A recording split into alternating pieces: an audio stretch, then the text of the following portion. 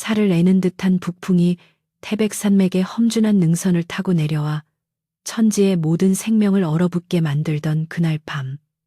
강천수의 오른쪽 눈은 팽팽하게 당겨진 활시위 너머로 거대하고 신비로운 백색의 형상을 겨누고 있었다. 놈의 거친 숨소리가 허공에 흩어질 때마다 하얀 입김이 피어올랐고 덫에 걸린 앞다리에서는 붉은 선혈이 뚝뚝 떨어져 순백의 눈밭을 기이한 붉은 꽃으로 물들이고 있었으니 그 광경은 사냥꾼의 본능을 자극하기에 충분했다. 천수는 조선 팔도에서 제일 가는 명포수라는 명성에 걸맞게 칠흑 같은 어둠 속에서도 짐승의 미간을 정확히 조준하고 있었지만 그의 검지 손가락은 마치 보이지 않는 밧줄에 묶인 듯 차마 시위를 놓지 못하고 미세하게 떨리고 있었다. 눈앞에 있는 것은 단순한 짐승이 아니라 상군이라 불리는 영물 전설 속의 백호였기 때문이며 놈의 금빛 눈동자가 죽음의 공포 대신 깊고도 슬픈 체념을 담은 채 천수를 뚫어지게 응시하고 있었기 때문이다. 내 놈이로구나. 이 산의 주인이. 어찌하여 인간이 놓은 하찮은 쇠붙이의 발목을 잡혀 이리도 초라한 꼴을 하고 있단 말이냐. 천수는 꽁꽁 언 손가락을 비벼가며 낮은 목소리로 중얼거렸는데 그 목소리에는 사냥감에 대한 희열보다는 알 수 없는 연민과 경외심이 서려 있었다. 평소 같았으면 망설임 없이 화살을 날려 그 가죽을 취하고 고기를 얻어 굶주린 처자식의 배를 채웠을 것이나 백호의 눈빛은 마치 천수의 영혼을 꿰뚫어 보는 듯하여 그는 감히 살생의 업을 저지를 엄두를 내지 못하고 있었다. 덫에 물린 다리뼈가 드러날 정도로 처참한 상처를 입고도 신음 한 번 내지 않는 그 기백은 비록 짐승일지언정 인간인 자신보다 더 고귀해 보였기에 천수는 화를 천천히 내려놓으며 깊은 한숨을 내쉬었다. 그의 내면에서는 일확천금의 기회와 산신에 대한 두려움이 격렬하게 충돌하고 있었지만 결국 사냥꾼으로서의 긍지보다는 생명에 대한 경외심이 그의 마음을 움직이고 있었다.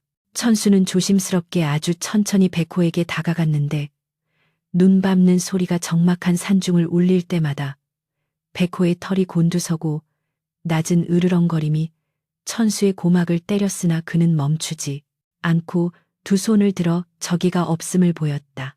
내 너를 해하려는 것이 아니다. 내가 흘리는 그 피가 너무 붉어 이 산을 적실까 두려울 뿐이니 부디 내 뜻을 알아다오. 천수가 무릎을 꿇고 피투성이가 된 백호의 앞발 쪽으로 손을 뻗자 놀랍게도 놈은 날카로운 이빨을 드러내던 것을 멈추고 거친 숨을 몰아쉬며 그를 가만히 내려다보았다. 쇠로 만든 덫은 놈의 뼈를 파고들 정도로 깊이 박혀 있었기에 천수는 품에서 단검을 꺼내 덫의 용수철을 억지로 비틀어 열어야만 했다. 쇠덩이가 삐걱거리는 소리와 함께 덫이 벌어지는 순간 백호는 고통에 찬 비명을 삼키며 다리를 빼냈고 그 거대한 몸집이 휘청거리며 천수의 머리 위로 그림자를 드리웠다. 순간적인 공포가 천수의 등골을 서늘하게 만들었지만 백호는 그를 덮치는 대신 절뚝거리는 다리로 몇 걸음 물러나더니 다시 한번 그 금빛 눈동자로 천수를 깊이 응시했다. 달빛을 받아 은은하게 빛나는 백호의 털은 마치 신선이 입는 비단옷처럼 고결해 보였고 그 눈빛 속에는 말로 표현할 수 없는 감사가 담겨 있는 듯하여 천수는 자신도 모르게 고개를 숙여 예를 표했다. 가거라 다시는 인간의 눈에 띄지 말고 더 깊은 골짜기로 숨어 들어가 천수를 누리거라.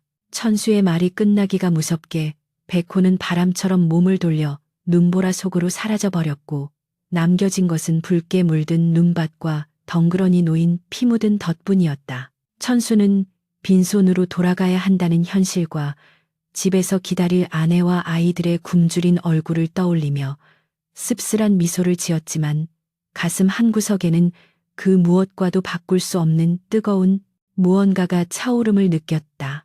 그러나 산을 내려오는 천수의 발걸음은 결코 가볍지 않았으니 이는 고을 사또인 조대감이 며칠 전부터 백호의 가죽을 구해오라며 포수들을 닥달하고 있었기 때문이다. 조대감은 탐욕스럽기가 이를 데 없고 자신의 영달을 위해서라면 백성들의 고열을 짜내는 것을 서슴지 않는 위인이라. 천수가 빈손으로 돌아갔을 때 닥쳐올 후폭풍은 불을 보듯 뻔한 일이었다. 관하로 향하는 길목에서 마주친 동료 포수들은 하나같이 고개를 저으며 혀를 찾고 개중에는 자네 미쳤는가.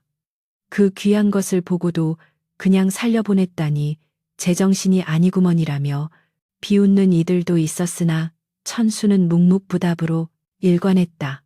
관아의 높은 담벼락이 보이기 시작하자 천수의 심장은 죄인처럼 쿵쿵 뛰기 시작했으나 그는 떳떳한 마음으로 고개를 들고 포졸들에게 자신의 도착을 알렸다. 관아의 대청마루에는 기름진 음식 냄새와 함께 술판이 벌어지고 있었고 비단옷을 걸친 조대감은 기생들을 끼고 앉아 거드름을 피우고 있었다.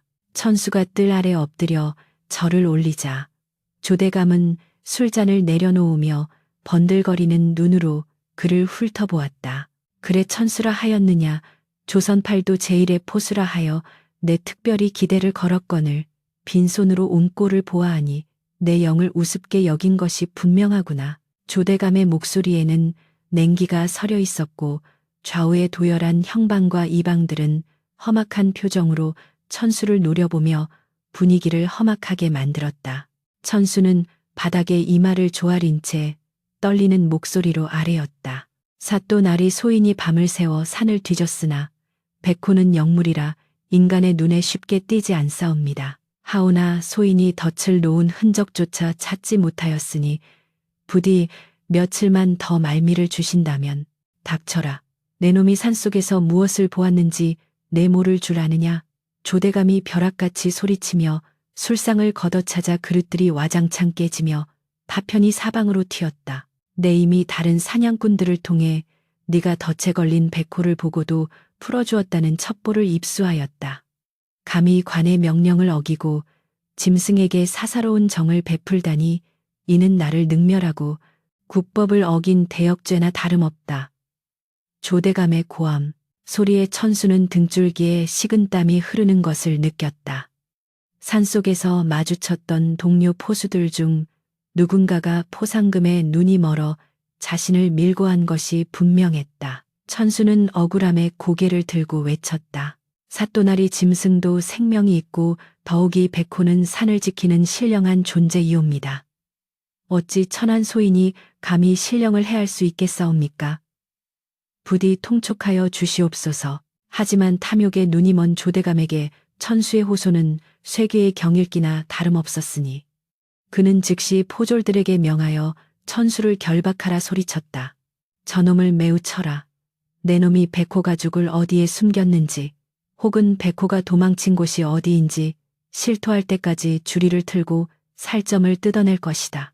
억센 포졸들이 달려들어 천수의 팔을 뒤로 꺾고 무릎을 꿇리자 천수는 고통에 신음하면서도 입술을 깨물며 버텼다. 곤장이 춤을 추고 살타는 냄새가 진동하는 형틀 위에서 천수는 자신이 살려준 그 백호가 지금쯤 깊은 산속에서 안전하게 숨을 고르고 있기를 간절히 기도했다. 육신의 고통은 뼈를 깎는 듯 했으나 그의 마음속 깊은 곳에서는 자신이 옳은 일을 했다는 신념이 등불처럼 타오르고 있었기에 그는 비명 대신 거친 숨을 몰아쉬며 조대감의 표독스러운 얼굴을 노려볼 뿐이었다. 차가운 옥사 바닥에 내동댕이 쳐진 천수는 피범벅이 된 몸을 웅크린 채 멍하니 쇠창살 사이로 들어오는 달빛을 바라보았다. 집에서 기다릴 아내와 아이들의 얼굴이 달빛 속에 어른거리자 참았던 눈물이 볼을 타고 흘러내려 흙바닥을 적셨다. 자신이 선택한 자비가 결국 자신과 가족을 파멸로 이끌게 될 줄이야. 세상의 비정한 이치에 가슴이 미어지는 듯했다. 그러나 그때 멀리 태백산 줄기에서부터 불어오는 밤바람 소리에 섞여 아주 미세하지만 분명한 짐승의 울음소리가 들려왔다. 그것은 단순한 바람 소리가 아니라 마치 누군가를 부르는 듯한 깊고도 은밀한 약속의 소리처럼 천수의 귓가에 맴돌았다. 천수는 흐릿해지는 의식 속에서도 그 소리가 자신이 살려준 그 백호의 것임을 직감하며 다가올 운명의 소용돌이를 예감하고 있었다. 관아의 깊숙한 안채 사랑방의 문풍지가 겨울바람에 파르르 떨리며 기이한 소리를 내고 있었으나 방 안의 공기는 바깥보다 더욱 차갑고 음습하게 가라앉아 있었다. 최고급 백탄이 타오르는 화로가 방 안을 훈훈하게 데우고 있었음에도 불구하고 조대감의 미간에 잡힌 깊은 주름과 그가 내뿜는 살기는 주변의 온기를 모조리 삼켜버릴 듯했다. 그는 옥로가 박힌 각근을 신경질적으로 풀어헤치며 앞에 놓인 흑단나무 탁자를 검지손가락으로 딱딱하고 두드리고 있었는데 그 규칙적인 소음은 마치 누군가의 수명을 재촉하는 시계추 소리처럼 방 안에 배석한 형방이 심장을 조여왔다. 조대감은 천수가 빈손으로 돌아온 것도 모자라 그 귀한 백호를 제 손으로 놓아주었다는 사실에 자존심이 짓밟힌 듯한 모욕감을 느끼고 있었다. 단순히 가죽을 얻지 못한 분노가 아니라 천안산 것이 감히 자신의 영을 거역하고 독단적인 판단을 내렸다는 사실, 즉 권위에 대한 도전이 그를 더욱 참을 수 없게 만들고 있었다. 형방 내놈은 어찌 꿀먹은 벙어리 마냥 앉아만 있는 게냐. 저 오만방자한 사냥꾼 놈을 엮어 넣을 죄목이 그리도 없단 말이냐. 조대감의 날 선일갈의 형방은 황급히 붓을 들어먹을 찍으며 조아렸다. 사또나리 하오나 천수는 본래 고을 사람들에게 신망이 두텁고 사냥 실력으로 관아에 공납한 바도 적지 않아 무턱대고 중형을 내렸다가는 민심이 요동칠까 저어대옵니다. 백호를 놓아준 일만으로는 차명까지 가기에 명분이 부족하오니 형방의 말꼬리가 흐려지자 조대감은 찻잔을 바닥에 내동댕이 치며 버럭 소리를 질렀다. 쨍그랑하는 파여름과 함께 뜨거운 차가 바닥에 엎질러지며 모락모락 김을 피어 올렸고 형방은 사색이 되어 납작 엎드렸다. 내 이놈 민심 그따위 것이 내 영보다 중하단 말이냐. 죄가 없다면 만들어서라도 가져오는 것이 내 놈의 소임이거늘 내 앞에서 감히 훈계를 늘어놓다니. 조대감의 눈동자가 탐욕과 광기로 번들거렸다. 그는 자리에서 벌떡 일어나 뒷짐을 지고 방 안을 서성이다가 낮고 비릿한 목소리로 읊조렸다. 들으니 천수놈이 사냥을 다닌 경로가 능히 왕실의 묘역이 있는 금표 진별 구역과 겹친다지 놈이 감히 나라에서 금지한 구역에 침범하여 영무를 사냥하려 했으니 이는 불경죄여. 관아의 허가 없이 밀렵을 자행하여 사리사욕을 채우려 했으니 이는 국법을 어긴 중죄다. 게다가 백호를 놓아준 것이 아니라 사실은 놈이 백호를 잡아 그 가죽을 몰래 산적들에게 팔아넘기고 관아에는 거짓을 고했다면 어찌 되겠느냐. 조대감의 입에서 나오는 말들은 하나같이 치졸하고 악랄한 모함이었으나 그것은 곧 법이어 진실이 될 운명이었다. 형방은 떨리는 손으로 그 거짓된 죄목들을 낱낱이 적어 내려갔으니 글자 하나하나가 천수의 목을 조이는 올가미가 되어 종이 위를 기어다녔다. 날이 밝기가 무섭게 천수는 다시 형틀에 묶여 매질을 당해야 했다. 지난밤의 고문으로 이미 온몸이 피투성이가 되어 있었으나 새로이 추가된 죄목들은 그를 더욱 깊은 절망의 구렁텅이로 몰아넣었다. 형리가 읽어 내려가는 죄목 금표 침범 밀매 관아 기만을 들으며 천수는 억장이 무너지는 듯했다. 내 이놈 내 놈이 백호 가죽을 어디에 숨겼느냐. 산적놈들과 내통하여 가죽을 빼돌리고 감히 사또나리를 능멸하려 들다니. 내 놈의 혓바닥이 얼마나 긴지 내 오늘 확인해 보아야겠다. 굵직한 곤장이 천수의 엉덩이와 허벅지를 내리칠 때마다 둔탁한 파여름이 관아 마당을 울렸고 살점이 터져나가는 고통에 천수는 비명조차 지르지 못한 채 컥컥거리는 헛구역질만을 해댔다. 그의 눈앞이 하얗게 전멸하고 정신이 아득해졌으나 그는 끝내 입을 열지 않았다. 백호가 도망친 방향을 말하는 순간 놈들은 사냥개들을 풀고 산을 샅샅이 뒤져 결국 그 영무를 찾아내고야 말 것임을 알았기 때문이었다. 소인은 결코 부끄러운 짓을 하지 않았사옵니다. 천수가 피 끓는 목소리로 간신히 내뱉은 말은 매질 소리에 묻혀 흩어져 버렸다. 형틀 옆에 서 있던 조대감은 부채로 코를 막으며 싸늘하게 비웃었다. 아직도 주둥이를 놀릴 힘이 남은 모양이구나. 주리를 틀어라. 놈의 다리뼈가 으스러져 다시는 산을 타지 못하게 만들어야 실토할 게다. 포졸들이 천수의 다리 사이에 굵은 몽둥이를 끼워 넣고 양쪽에서 힘껏 비틀자 우두둑 하는 끔찍한 소리와 함께 천수의 입에서 짐승 같은 절규가 터져 나왔다. 고통은 뇌수를 뚫고 지나가는 번개와도 같았고 시야는 핏빛으로 물들었다.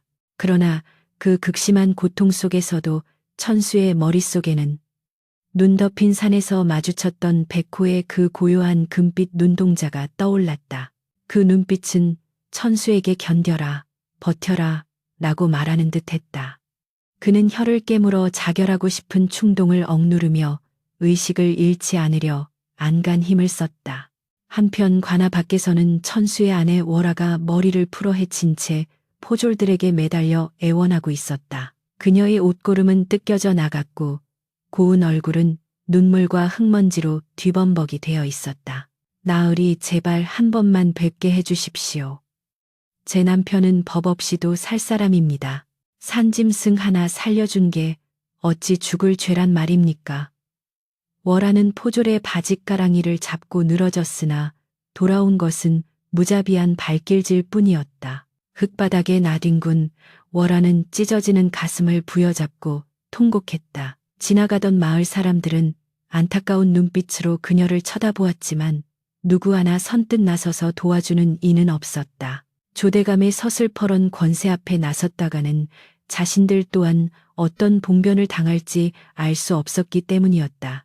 평소 천수에게 고기를 얻어먹고 도움을 받았던 이웃들조차 죄인 취급을 받을까 두려워 황급히 고개를 돌리고 발걸음을 재촉했다. 세상의 인심이 이토록 얇고 비정함을 뼈저리게 느끼며 월아는 하늘을 향해 원망 섞인 울음을 토해냈다. 월아는 지푸라기라도 잡는 심정으로 마을의 유지인 최부자의 집을 찾아갔다. 최부자는 평소 천수의 사냥 실력을 높이 사며 친분을 유지했던 터라 혹시나 도움을 줄 수 있을까 하는 일말의 희망 때문이었다. 그러나 소술대문 앞에서 그녀를 맞이한 것은 최부자가 아닌 쌀쌀맞은 하인이었다. 대감마님께서는 출타 중이십니다. 그리고 죄인의 가족과는 엮이고 싶지 않다 하셨으니 썩 물러가시오. 굳게 닫힌 대문 앞에서 월아는 무너져 내렸다. 그녀가 품속에 소중히 안고 온 주먹밥. 남편이 옥에서 굶주릴까봐 밤새 눈물로 빚는 차가운 바닥에 떨어져 흙투성이가 되었다. 그녀는 떨어진 주먹밥을 주워 담으며 오열했다. 남편의 정직함과 선량함이 오히려 독이 되어 돌아온 이 현실을 도저히 받아들일 수 없었다. 그녀는 관아 담벼락에 기대어 앉아 담 너머로 들려오는 남편의 신음소리에 귀를 기울이며 피가 마르는 시간을 보내야 했다. 밤이 깊어 고문이 멈추고 다시 옥사에 갇힌 천수는 퉁퉁 부어오른 다리를 끌어안고 차가운 벽에 머리를 기댔다. 감옥의 바닥은 냉기로 가득 차 있었고 어디선가 기어나온 쥐들이 그의 피 묻은 옷자락을 갉아대고 있었다. 육신의 고통보다 더 괴로운 것은 마음에 스며드는 회의감이었다. 내가 어리석었던 것인가? 그저 짐승 한 마리 죽여 바쳤다면 지금쯤 따뜻한 아랫목에서 아내와 아이들과 함께 웃고 있었을 것을. 후회와 번민이 파도처럼 밀려와 그를 괴롭혔다. 하지만 그때마다 덫에 걸려 피 흘리던 백호의 모습과 그 짐승이 보여주었던 기이한 품격이 떠올라 그의 마음을 다잡게 했다. 만약 그때 방아쇠를 당겼다면 그는 평생 죄책감에 시달리며 영혼이 죽어버린 껍데기로 살았을 것이다. 천수는 비록 육신은 갇혀있을지언정 자신의 영혼만은 그 눈 덮인 산맥처럼 자유롭고 떳떳하기를 원했다. 감옥을 지키던 늙은 옥졸이 주위를 살피더니 슬그머니 천수의 감옥 앞으로 다가왔다. 그는 평소 천수에게 찬 고기를 얻어먹은 적이 있는 자였다. 옥졸은 품에서 식은 옥수수 한 덩이를 꺼내 창살 사이로 밀어넣으며 속삭였다.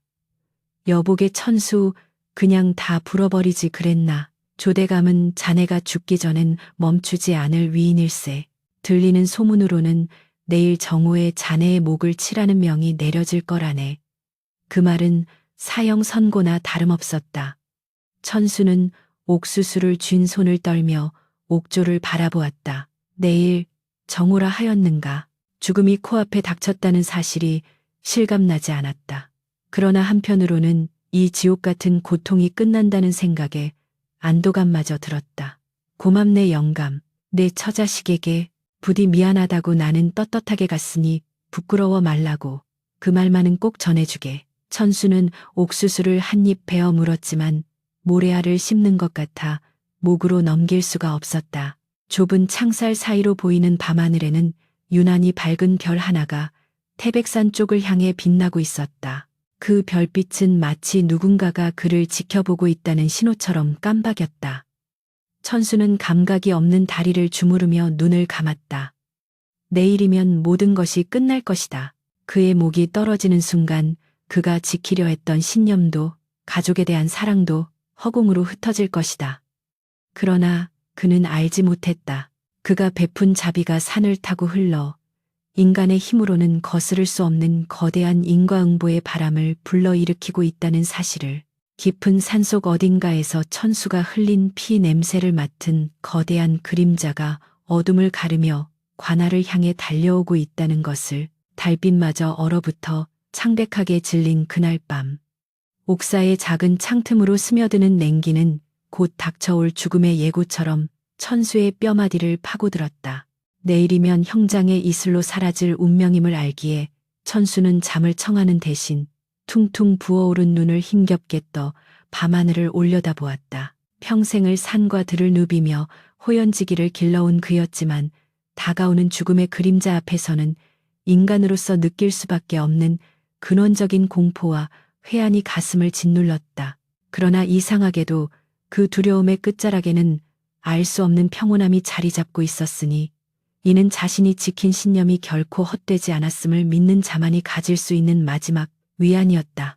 그는 쇠창살을 붙잡고 가쁜 숨을 몰아쉬며 멀리 보이는 태백산의 검은 능선을 향해 마음속으로 작별을 고했다. 산이여, 내 비록 인간의 법도에 묶여 이리 비참하게 가나 내 혼백만은 다시 그대 품으로 돌아가 자유로이 논일 것이니 부디 나를 잊지 말아다오. 천수의 뇌리에는 지난날 산속에서 보냈던 수많은 시간들이 주마등처럼 스쳐 지나갔다.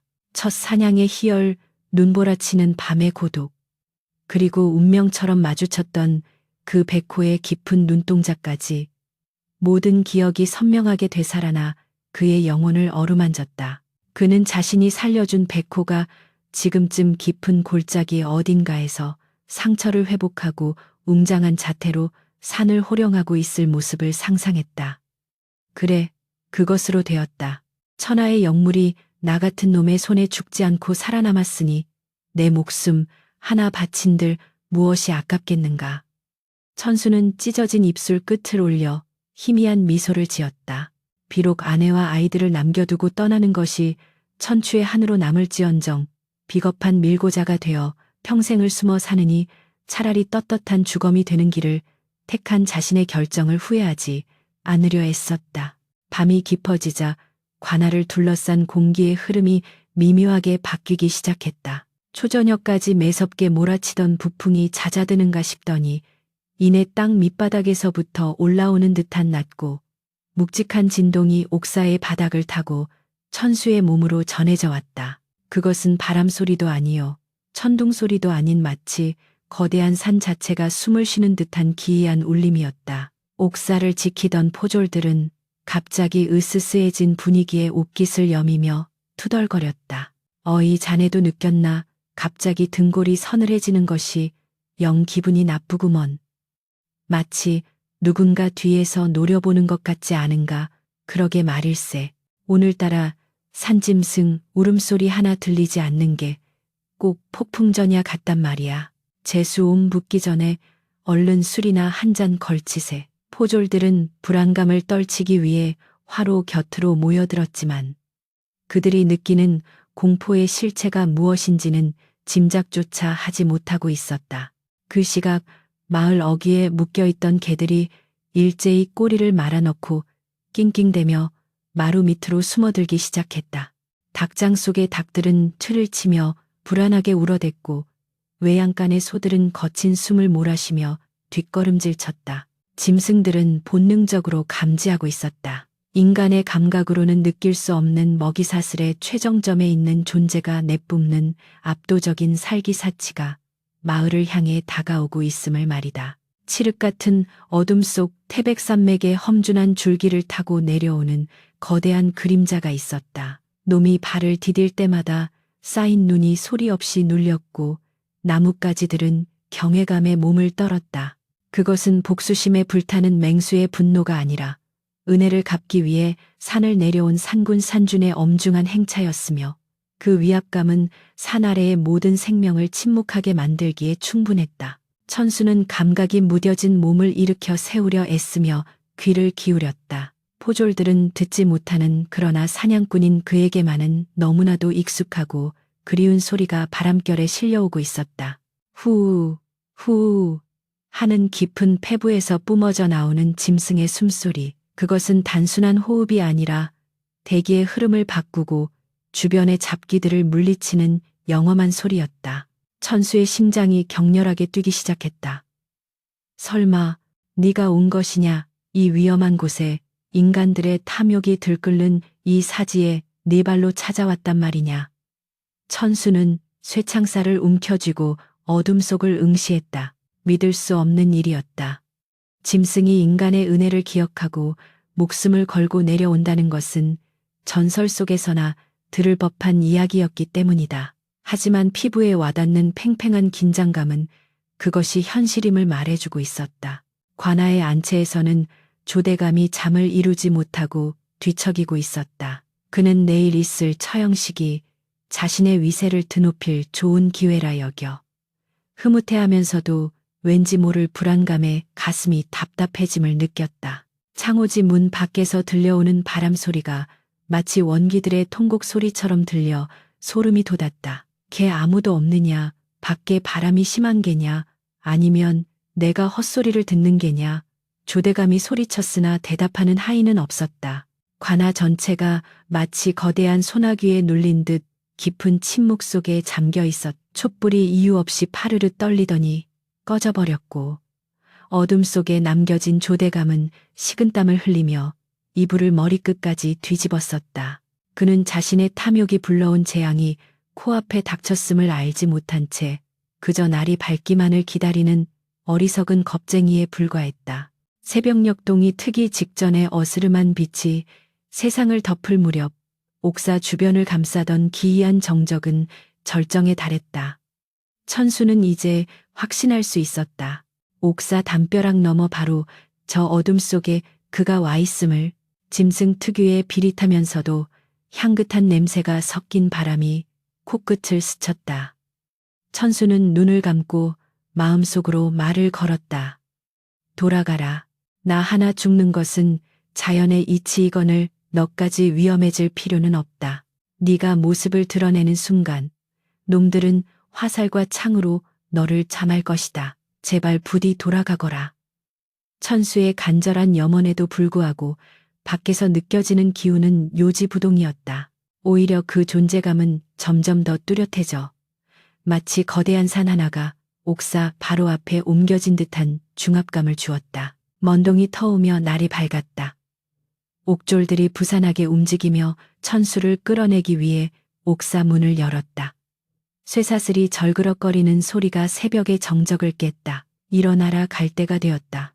마지막으로 남길 말이라도 생각해 두었느냐. 옥졸들의 목소리는 거칠었지만 그들의 눈빛에는 묘한 두려움이 서려 있었다.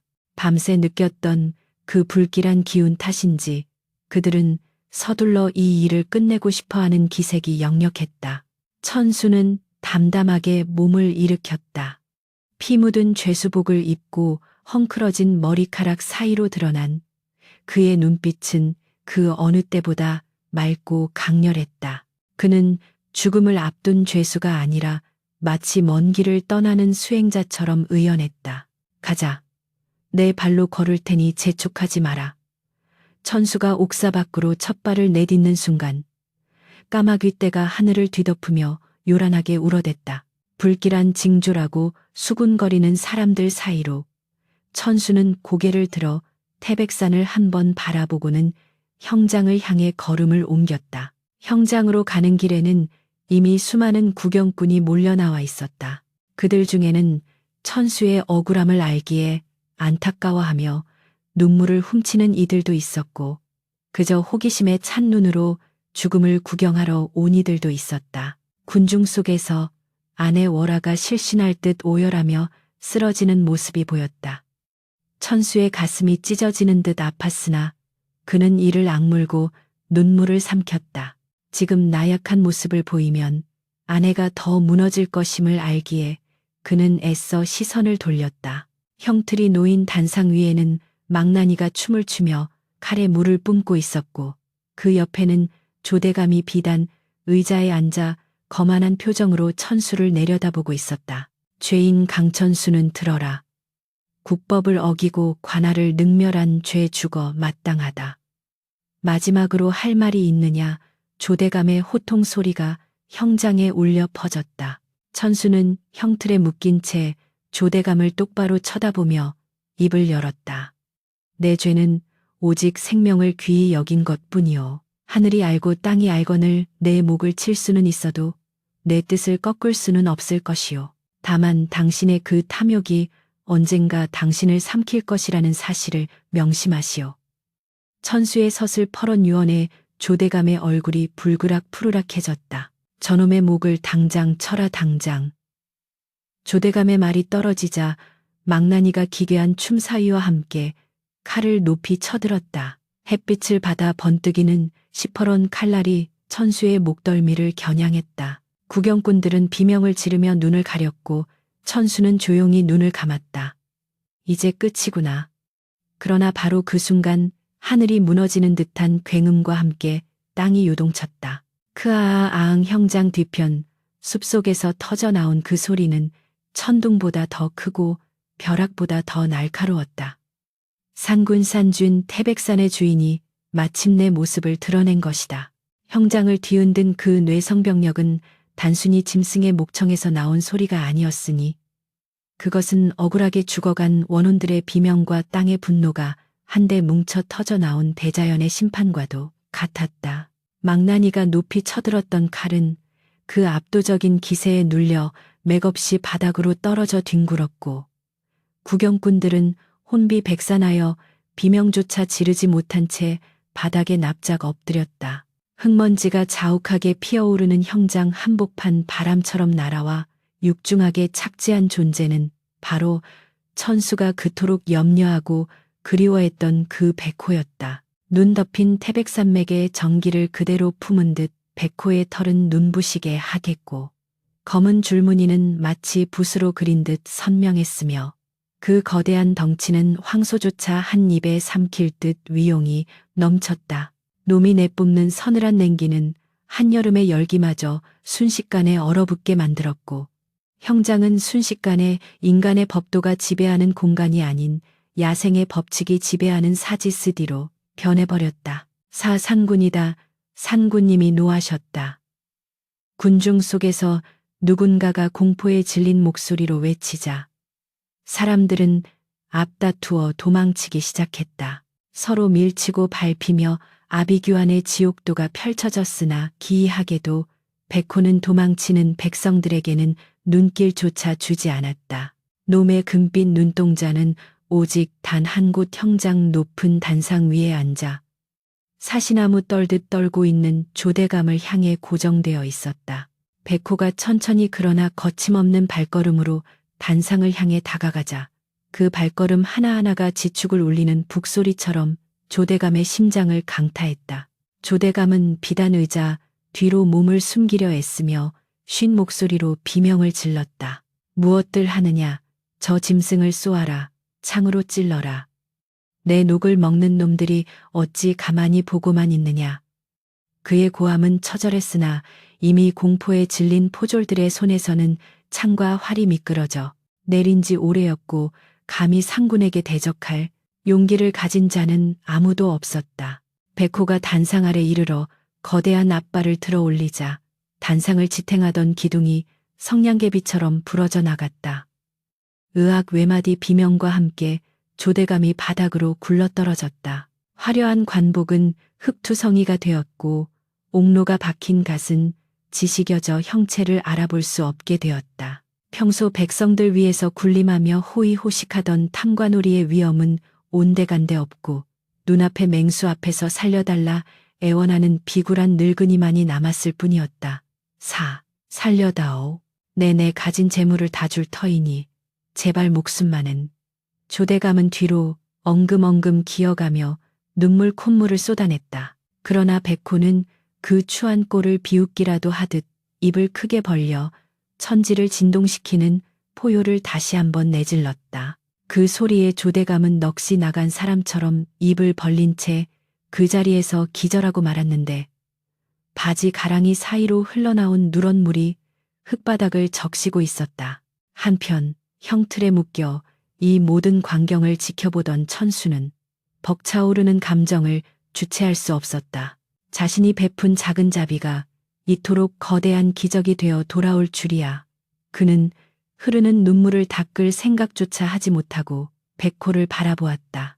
백호는 기절한 조대감을 날카로운 발톱으로 한번 툭 건드려 확인하더니 더 이상 건드릴 가치도 없다는 듯 고개를 돌려 천수에게로 다가왔다. 방금 전까지 세상을 집어삼킬 듯 흉포하던 기세는 온데간데 없고 천수 앞에서의 백호는 마치 잃어버린 형제를 만난 듯 온화한 눈빛을 하고 있었다. 놈은 거친 숨을 몰아쉬며 천수의 얼굴 가까이 다가와 젖은 코를 비벼댔는데 그 거칠고 따뜻한 혀의 감촉이 천수의 뺨에 닿자 천수는 왈칵 오열을 터뜨리고 말았다. 고맙다. 정말 고맙다.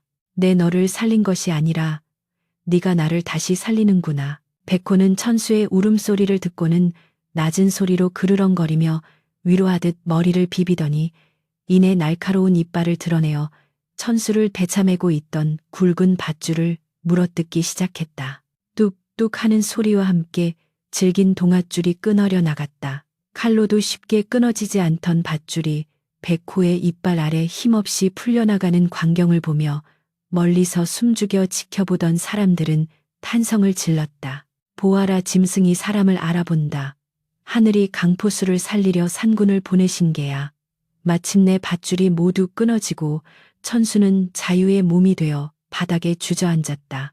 며칠간의 고문으로 다리가 말을 듣지 않았으나 그는 기어서라도 백호의 앞발을 끌어안고 싶었다. 백호는 비틀거리는 천수의 곁을 든든하게 지키며 감히 누구도 그에게 접근하지 못하도록 주의를 경계했다.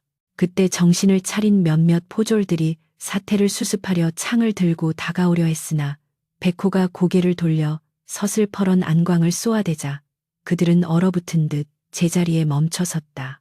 그때 군중 속에서 최부자가 뛰쳐나와 소리쳤다. 멈추시오. 이것은 하늘의 뜻이오. 짐승조차 은혜를 갚으려 목숨을 걸고 내려왔거늘 사람이 되어서 어찌 하늘의 뜻을 거스르려 하는가. 더 이상 강포수를 헤아려 든다면 우리 마을 사람들이 가만 있지 않을 것이오. 최부자의 일갈에 숨죽이고 있던 마을 사람들이 하나둘씩 일어섰다. 그들은 돌멩이와 몽둥이를 들고 포졸들을 향해 성큼성큼 다가갔다. 그동안 조대감의 폭정에 눌려 숨죽여 살던 민심이 백호의 등장으로 본물 터지듯 폭발한 것이다. 맞소.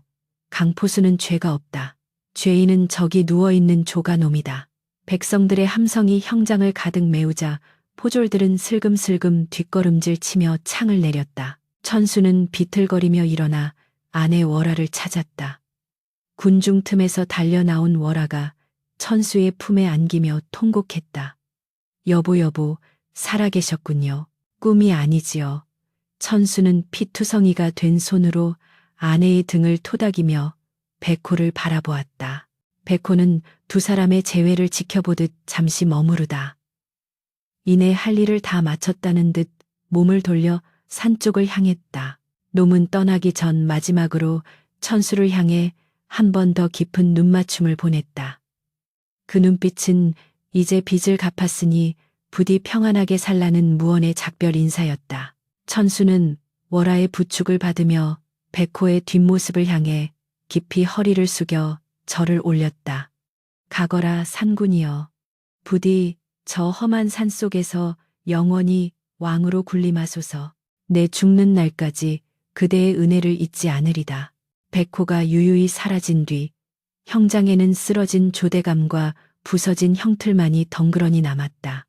사람들은 조대감을 둘러싸고 손가락질을 하며 침을 뱉었다. 천벌을 받은 개야. 짐승보다 못한 놈. 그때였다. 흙먼지 속에서 암행어사의 마패를 든 역졸들이 들이닥쳤다.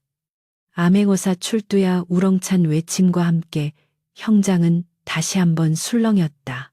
알고 보니 조정에서도 조대감의 비리를 의심하여 이미 암행어사를 파견했던 것이었다. 어사는 기절해 있는 조대감을 가리키며 엄명했다. 저 탐관오리를 당장 포박하여 하옥하라 백성을 괴롭히고 국법을 어지럽힌 죄를 엄중히 물을 것이다.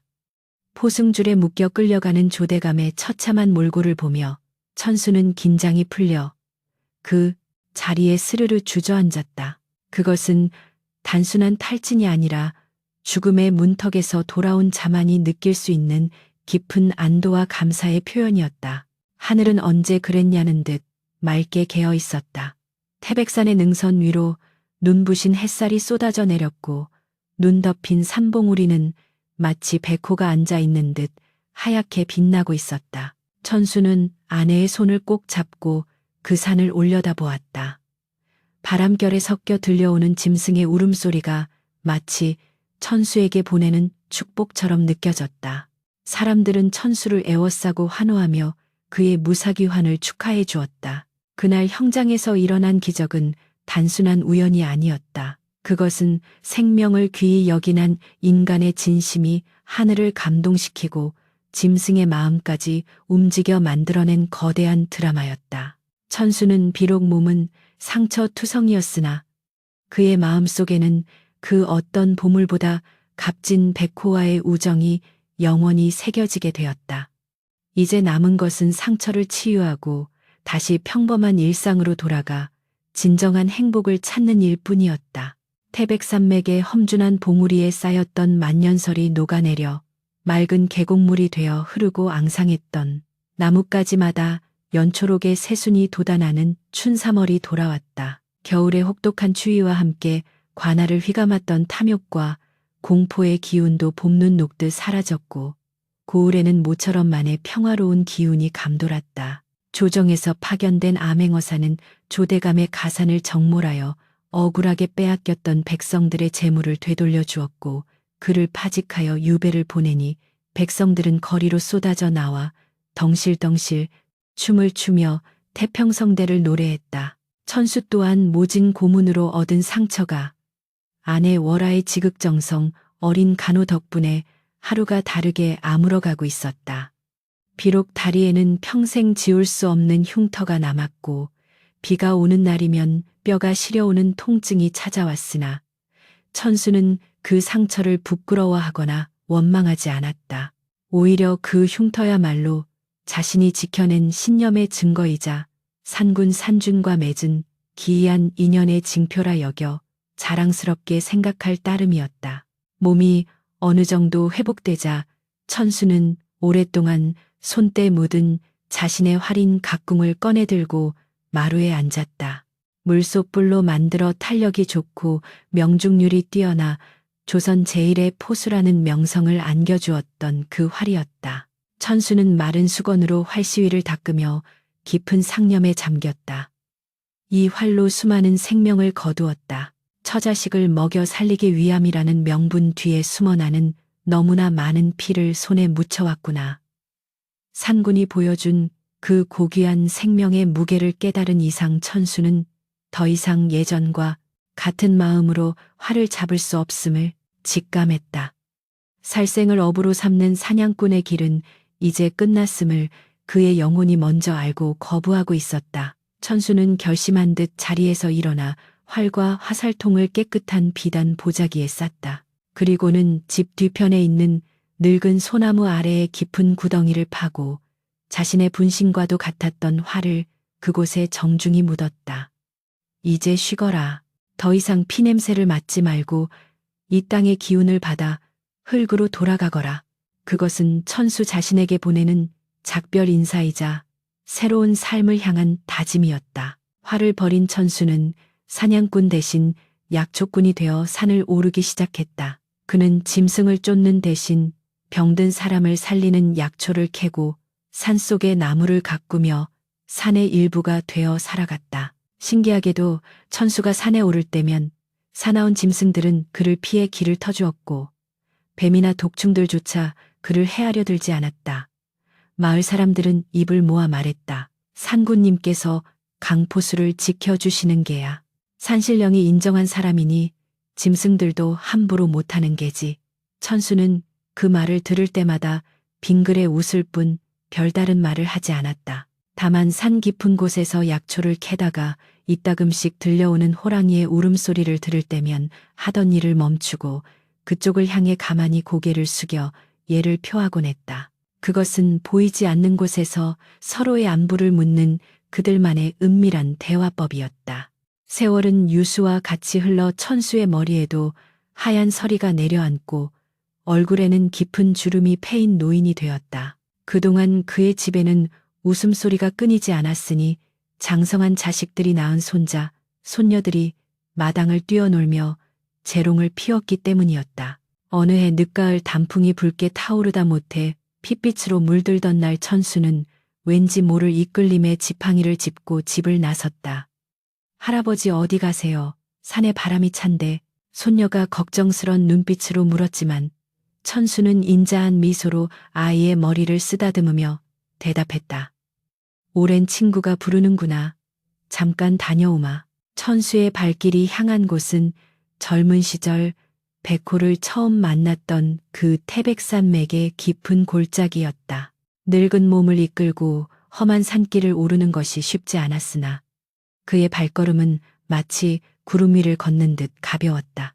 골짜기에 도착했을 때 해는 서산으로 뉘엿뉘엿 넘어가며 온 세상을 황금빛으로 물들이고 있었다. 그리고 그 황금빛 노을 아래 전설 속의 그 백호가 거짓말처럼 앉아 있었다. 세월의 흐름은 영물에게도 비껴가지는 못했는지 백호의 털도 예전만큼 윤기가 흐르지는 않았고 이빨도 무뎌져 있었으며 거대했던 몸집도 다소 야위어 보였다.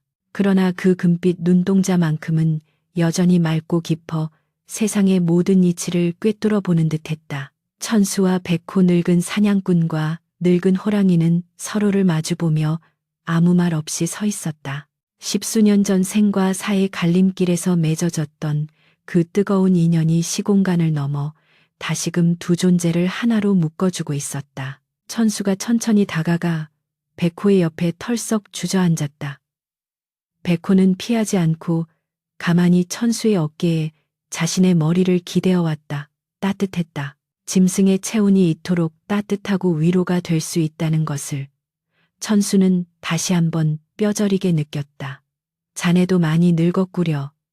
나도 이제 갈 날이 머지 않은 듯하오. 천수가 주름진 손으로 백호의 거친 털을 쓰다듬으며 혼잣말처럼 속삭였다. 백호는 대답 대신 낮은 목소리로 그르렁거리며 천수의 손등을 핥았다. 그 거칠고 까슬까슬한 혀의 감촉이 천수에게는 그 어떤 비단결보다 부드럽게 느껴졌다. 두 늙은이는 그렇게 나란히 앉아 붉게 타오르는 저녁 노을을 바라보며 지나온 세월을 반추했다. 인간과 짐승이라는 종의 벽을 넘어 그들은 서로의 고독을 이해하고 영혼을 나누는 진정한 친구였다. 바람이 불어와 낙엽이 우수수 떨어지며 그들의 어깨 위를 덮어주었지만 그들은 추위를 느끼지 못했다. 해가 완전히 저물고 어둠이 깔리기 시작하자 백호는 천천히 몸을 일으켰다. 그리고는 천수를 한번 깊이 바라보더니 소리 없이 숲속으로 발걸음을 옮겼다. 몇 걸음 가다가 멈춰서서 뒤를 돌아보는 그 눈빛은 마치 이제 살아서는 다시 못 볼 것이니 부디 평안히 가시게라고 말하는 듯했다. 천수는 지팡이에 의지해 서서 백호의 모습이 어둠 속으로 완전히 사라질 때까지 손을 흔들었다. 잘 가시게 산군. 내 저승에 가서도 자네와의 인연은 잊지 않겠네. 천수의 눈가에 맺힌 이슬이 달빛을 받아 보석처럼 빛났다. 산을 내려오는 천수의 마음은 텅 빈 듯하면서도 한편으로는 꽉 찬 충만함으로 가득했다. 생애의 마지막 장에서 가장 그리웠던 벗을 만났으니 이제 더 이상 여한이 없었다. 그날 이후 마을에는 신비한 소문이 돌기 시작했다. 약초를 캐러 갔던 10만이들이 깊은 산속에서 백발이 성성한 노인과 거대한 백호가 나란히 산책하는 모습을 보았다는 것이었다. 어떤 이는 그들이 바위에 앉아 장기를 두는 것을 보았다고도 했고, 어떤 이는 백호가 노인을 등에 태우고 구름 위로 올라갔다고도 했다. 사람들은 그것이 천수와 산군이 신선이 되어 태백산을 지키는 수호신이 된 것이라 믿었다. 천수가 천수를 누리고 가족들의 품에서 편안히 눈을 감던 날, 하늘에서는 서서가 비치고 산에서는 구슬픈 호랑이 울음소리가 밤새도록 메아리쳤다고 전해진다. 그의 장례식에는 수많은 조문객이 찾아와 그의 넋을 기렸으며 맑은 하늘에서는 때 아닌 눈송이가 흩날려 그의 마지막 가는 길을 배웅해 주었다. 겨울밤 화로가에 둘러앉은 아이들은 할머니가 된 월아에게 묻곤 했다. 할머니, 할아버지가 정말 호랑이랑 친구였어요. 호랑이가 정말 할아버지를 구해줬어요. 월아는 곰방대에 불을 붙이며 인자한 미소를 지었다. 그럼 그렇고 말고. 내 할아버지는 짐승의 목숨도 귀하게 여길 줄 아는 진정한 대장부였단다. 아이들이 눈을 반짝이며 이야기를 재촉하면 월아는 타닥거리는 장작불을 바라보며 나지막이 말을 이었다. 이 세상 만물에는 다 영혼이 깃들어 있는 법이란다. 하물며 말 못하는 짐승도 받은 은혜를 잊지 않고 목숨을 걸어 갚는데 만물의 영장이라는 사람이 신의를 저버리고 욕심만 채워서야 되겠느냐. 너희도 살아가면서 절대 남의 눈에 눈물 나게 하지 말고 작은 생명이라도 귀히 여기는 마음을 가져야 한다. 그것이 네 할아버지가 남겨주신 가장 큰 유산이란다. 월아의 이야기가 끝날 무렵 밖에서는 한방눈이 펑펑 쏟아져 온 세상을 하얗게 덮고 있었다.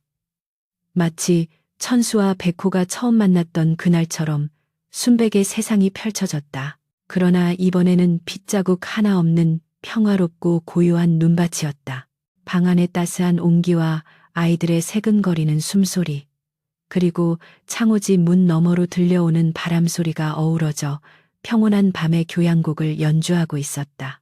태백산맥의 웅장한 능선 어딘가에서 지금도 백발의 노인과 백호가 나란히 앉아 이 평화로운 세상을 내려다보고 있을 것만 같은 깊고도 아름다운 밤이었다. 인간의 선함이 빚어낸 기적은 그렇게 전설이 되어 눈 내리는 밤마다 사람들의 가슴 속에 따뜻한 등불 하나를 밝혀주고 있었다.